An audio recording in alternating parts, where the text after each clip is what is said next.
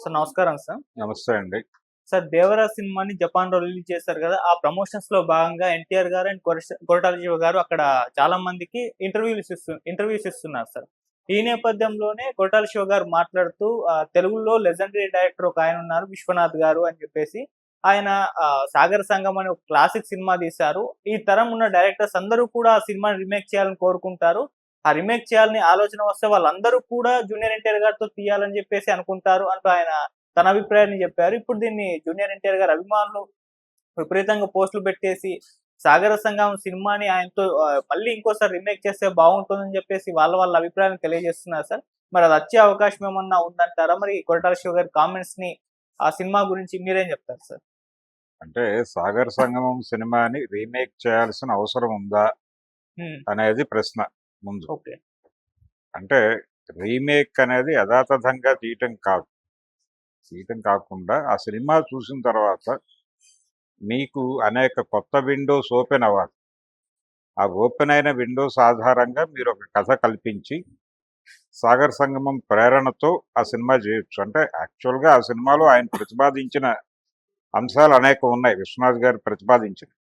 అవి ఆయన ఆలోచనలా, ఇంకెవరి ఆలోచనలా అనేది పక్కన పెట్టేస్తే, ఉదాహరణకి భారతీయ నృత్యము అనే దాన్ని ఒకటి తయారు చేయాలి. అంటే భరతనాట్యం ఉంది, కూచిపూడి ఉంది, కథకళి ఉంది. ఇలా రకరకాల నృత్య ప్రక్రియలు ఉన్నాయి మన దేశంలో. ఒక్కొక్క ప్రాంతంలో ఒక్కొక్కటి. కేరళలో కథకళి ఉంది. ఇంకొక చోట కథక్ ఉంది. ఇంకొక చోట కూచిపూడి ఉంది. ఇలా వీటన్నిటిని మేళవించి ఒక కొత్త కళారూపాన్ని డిజైన్ చేయాలి అనేటువంటి ఒక ఆలోచనని ఆ సినిమాలో ప్రముఖంగా మాట్లాడతాడాయన. ఆ క్రమంలో భాగంగానే హీరో గారు అన్ని నృత్యాలు నేర్చుకుంటాడు. నిజానికి ఈ ఆలోచన విశ్వనాథ్ గారికి చాలా కాలంగా నడిచింది ఆయన బ్రెయిన్‌లో. ఈ నడుస్తున్న క్రమంలోనే ఈ తరహా పాత్ర ఎవరు చేస్తే బావుంటుంది అనుకుని ఆయన చిరంజీవి గారి మీద కూడా ప్రయోగం చేశాడు. చిరంజీవి గారితో 'శుభలేఖ' అనే సినిమాలో ఒక రిజ్‌కి యాడ్ చేయిస్తాడాయన. అంటే ఊరికనే సరదాగా చేసింది. అంటే అందులో ఆయనతో కథక్ చేయిస్తాడు, కథకళి చేయిస్తాడు, కూచిపూడి చేయిస్తాడు, అన్నీ చేయిస్తాడు. భరతనాట్యం చేయిస్తాడు. అన్ని రకాల నృత్యాలు భారతదేశంలో పాపులరైజ్ అయి ఉన్నటువంటి అన్ని నృత్యాలలోనూ చిరంజీవి గారితో నర్తింపజేసి, ఈ భారతీయ నృత్యము అనేటువంటి కాన్సెప్ట్‌లోకి ఈయన పనికొస్తాడా లేదా అని ఒక టెస్ట్ పెట్టారక్కడ. టెస్ట్ పెట్టి ఓకే చేసాడు ఆయన. టిక్ పెట్టుకున్నాడు. టిక్ పెట్టుకున్నాడు. 'సాగర సంగమం' అనే కథ 'సీతాకోకచిలక' తర్వాత ముందుకొచ్చింది. ఎందుకంటే 'సాగర సంగమం' అయిపోయిన తర్వాత పూర్ణోదయ వారు భారతీరాజా గారితో పార్ట్నర్‌షిప్‌లోకి వెళ్ళి తమిళ్‌లో ఆయన చేసుకునేటట్టు, తెలుగులో వీళ్ళకి చేసి పెట్టేటట్టు, ప్రొడక్షన్ ఖర్చులో వీళ్ళు షేర్ చేసుకునేటట్టు ఆయనతో ఒక ఒప్పందం చేసుకుని 'సీతాకోకచిలక' సినిమా చేశారు. హ్మ్. ఆ సినిమా సందర్భంగా అది అయిపోయిన తర్వాత నెక్స్ట్ వెంచర్‌గా 'సాగర సంగమం' ముందుకొచ్చింది. అప్పుడు విశ్వనాథ్ గారు ఈ కథ చెప్పాడు. హ్మ్. చెప్పినప్పుడు దీనికి కొంచెం బడ్జెట్ అవుతుంది, మార్కెటింగ్ ఎలాగా అనే ఆలోచనలో ఒక కమల్ హాసన్ అయితే బాగుంటుంది అని ఒక అభిప్రాయంకి వచ్చాడు ఆయన. ఏడిది నాగేశ్వరరావు గారు. ఎందుకంటే ఆయన ప్రొఫెషనల్‌గా నృత్య కళాకారుడు. కాబట్టి ఆయనకి ఆంధ్ర, తమిళనాడు అప్పటి ఉమ్మడి ఆంధ్రప్రదేశ్. తమిళనాడుతో పాటు ఇంకా రకరకాల దక్షిణ భారతదేశంలో ఆయనకు ఒక మార్కెట్ ఏర్పడి ఉంది అప్పటికి. కాబట్టి దక్షిణ భారతదేశం మొత్తాన్ని కూడా మనం మార్కెట్‌గా అనుకోవడానికి అవకాశం ఉంది. పెట్టుబడి పెట్టేటప్పుడు మార్కెట్‌కు సంబంధించిన కొన్ని ఇవి కూడా కావాలి గదా! అష్యూరెన్సెస్ కావాలి గదా! ఆ అష్యూరెన్సెస్ కమల్ హాసన్‌ని పెడితే వర్కౌట్ అవుతాయని అనుకున్నాడాయన. అనుకుని కుదిరితే అప్పటికి హిందీ మార్కెట్ కూడా ఓపెన్ అయి ఉంది కమల్ హాసన్‌కి. సో, అన్ని విధాలుగా ఇది ఉపయోగపడుతుంది అని అనుకుని కమల్ హాసన్ వైపు మొగ్గాడాయన. ఈయన కూడా కాదనలేదు. జయసుధ గారు అనుకున్నారు మొదట హీరోయిన్. ఆ తర్వాత జయప్రదకి మారారు. హ్మ్. జయప్రద గారికి మారటానికి రీజన్స్‌లో కూడా ఆవిడ డాన్సర్ కాబట్టి, ఆవిడకి ఆ డాన్స్‌కు సంబంధించిన వ్యవహారం తెలుసు కాబట్టి ఆవిడైతే బెటర్ ఉంటుందనుకున్నారు. నిజానికి 'శంకరాభరణం' సినిమాకి కూడా జయప్రద గారిని అప్రోచ్ అయ్యారు. ఆవిడ బిజీగా ఉండటంతో మంజు భార్గవిని తీసుకున్నారు. ఆవిడ బిజీగా ఉండటమా, లేకపోతే వయసు మళ్ళిన హీరో పక్కన చేయటం అదేమైనా ఆవిడ ఆలోచించారా అనేది పక్కన పెట్టేస్తే ఆవిడని అప్రోచ్ అయ్యని మాట వాస్తవం. ఆవిడే చెప్పుకుంది ఓ చోట. హ్మ్. నన్ను అప్రోచ్ అయ్యారు, కానీ నేను అప్పుడున్న బిజీ షెడ్యూల్లో వాళ్ళకి టైం కేటాయించలేకపోయాను.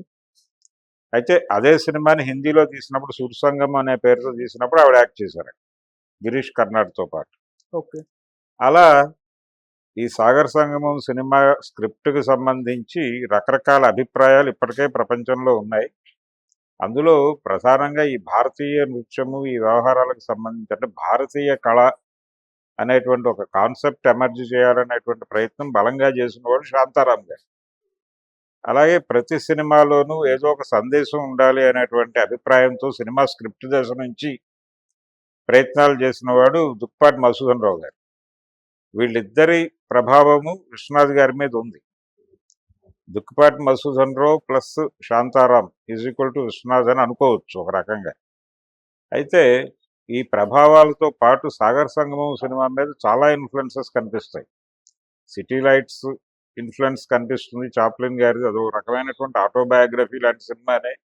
'కాగజ్ కా ఫూల్' గురుదత్ గారి 'కాగజ్ కా ఫూల్' ఇన్ఫ్లుయెన్స్ కనిపిస్తుంది. ఇలా చాలా ప్రేరణలు ఉన్నాయి ఆ సినిమాలో. కమల్ హాసన్ గారే ఒక చోట చెప్పుకున్నాడు, అది ప్రతి సీను ఎలా అనేది అక్కడికక్కడ స్పాట్ ఇంప్రవైజేషన్స్ చాలా ఉన్నాయి ఆ సినిమాలో. అయితే ఆ క్యారెక్టర్ చేయడానికి ఆయన మొదట కొంచెం సంకోచించాడు. సంకోచించడానికి కారణం ఏమిటంటే అందులో ఏజ్డ్ క్యారెక్టర్ ఉంది. ఆ టైంలోనే ఆయన భారతీరాజా గారితో సినిమా అలాంటిదే చేశాడు.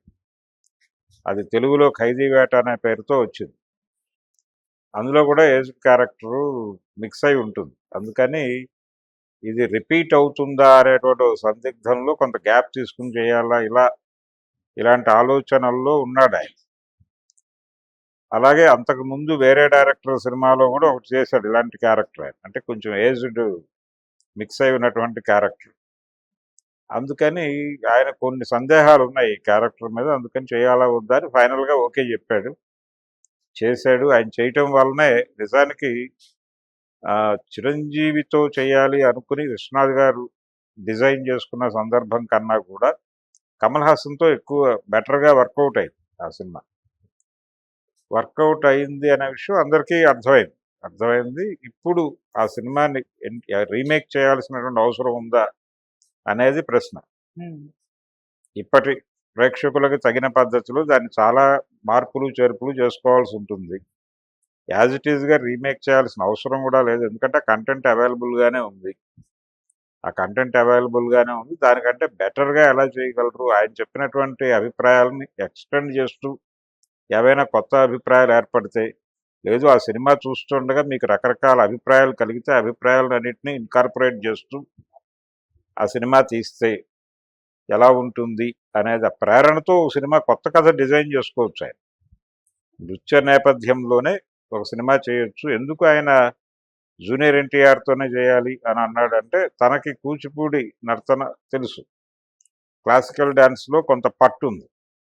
ఆ పట్టు ఉంది కాబట్టి ఈయనతో ఇలాంటి సబ్జెక్టులు వర్కౌట్ అవుతాయనేది జనరల్ ఒపీనియన్. కానీ ఇప్పుడు అతనికి ఉన్నటువంటి ఇమేజ్ రీత్యా ఇలాంటి క్యారెక్టర్లను జస్టిఫై చేయటం అనేది డైరెక్టర్కి ఒక పెద్ద టాస్క్గా మారుతుంది. ఈ జస్టిఫికేషన్ కోసం ఏం చేయాలి అనేది కూడా ఆలోచించాలి. ఎన్టీఆర్తో జస్టిఫికేషన్ కోసమే కదా మీరు ఒక కొత్త ప్రపంచాన్ని సృష్టించాలి అనే ఉద్దేశంతో ఆ 4 దీవులు అవన్నీ పెట్టి హడావిడి చేసింది దేవర సినిమాలో. గందరగోళం మధ్య అదే సమూహంలో విలన్ని కూడా మీరు లొకేట్ చేసి హీరో అదే సమూహానికి చెందినటువంటి విలన్తో ఘర్షణ పడటం, ఆ ప్రజల మధ్య గొడవలు జరగటం, కాన్ఫ్లిక్ట్ ఉండాల్సిన వాళ్ళతో కాన్ఫ్లిక్ట్ లేకపోవడం, అదే కదా మీ సినిమాకి లోపంగా మారి అది 700 కోట్ల దగ్గర ఆగిపోయే పరిస్థితి తీసుకొచ్చింది. అందుకని 'సాగర్ సంగమం' రీమేక్ ఎన్టీఆర్ చేయగలిగితే చేయగలగచ్చు కూడా, చేయగలడు, no problem. As a character ఆయన చేసేయగలడు. నిజానికి ఆ రోజున చిరంజీవి గారు కూడా బెటర్ ఆప్షనే, కానీ ఆయనకంటే కమల్ హాసన్ ఇంకొంచెం బెటర్ ఆప్షన్. చిరంజీవి గారు ఆల్రెడీ ప్రూవ్డ్, ఆయన శుభలేఖలో ప్రూవ్ చేసుకున్నాడు. శేషు మాస్టర్ చెప్పాడు ఆయన, ఈయనకి అవన్నీ తెలియకపోయినప్పటికీ నేను చేసి చూపిస్తే ఆకలింపు చేసుకుని పద్ధతిగా అనుకరించి చేసాడు అని. ఆయన మేనేజ్ చేసేవాడు, ఆ క్యారెక్టర్ని డెఫినెట్గా మేనేజ్ చేయగలిగేవాడు. కానీ కమల్ హాసన్ అవటం వల్ల ఇంకొంచెం ఆర్గానిక్గా వర్కౌట్ అయింది. అలాంటి సందర్భం ఎన్టీఆర్తో కూడా కలగచ్చు, ఎన్టీఆర్తో చేయించవచ్చు. అలాగే చిరంజీవితో ఎలా మ్యాచింగ్ అనుకుంటున్నారో అలా ఎవరైనా ఇప్పుడు అందరూ ట్రైన్డ్ డాన్సర్లే. అల్లు అర్జున్ కానీ వీళ్ళందరూ ఒక డాన్స్ తెలిసిన వాళ్ళకి ఇంకో డాన్స్ని అడాప్ట్ చేసుకోవడం పెద్ద కష్టమేం కాదు. కొంచెం దానికి సంబంధించిన జ్ఞానం పొందితే ఒక వారం రోజులు వాళ్ళు మేనేజ్ చేయగలరు. సినిమాకి సంబంధించిన ప్రదర్శన వరకు చేయగలరు. కాబట్టి అల్లు అర్జున్తో కూడా చేయవచ్చు, ఇబ్బంది ఏం లేదు. అల్లు అర్జున్ ఆల్రెడీ స్వాతిముత్యం సినిమాలో యాక్ట్ చేసి ఉన్నాడు పూర్ణోదయ బ్యానర్లో. కాబట్టి అతనితో కూడా చేయవచ్చు. అతను కూడా సేమ్ టాలెంట్ ఉన్నటువంటి ఆర్టిస్టే. అయితే ఎన్టీఆర్ ట్రైన్డ్ డాన్సర్ కాబట్టి కొంత బెటర్ అవుట్పుట్ వస్తుందని చెప్తున్నాడు ఆయన. ఒకవేళ ఎన్టీఆర్తో నృత్య ప్రధానమైన కథ ఏదన్నా డిజైన్ చేయదలుచుకుంటే చేస్తే చూడటానికి ఆడియన్స్ సిద్ధంగానే ఉన్నారు ప్రాపర్గా చేస్తే. అంటే సాగర సంగమం ఎలా నడిపాడో ఆయన అలా నడపగలిగితే, అలా నడుపుతూ ఒక కొత్త సబ్జెక్ట్తో పెడితే డెఫినెట్గా చూస్తారు.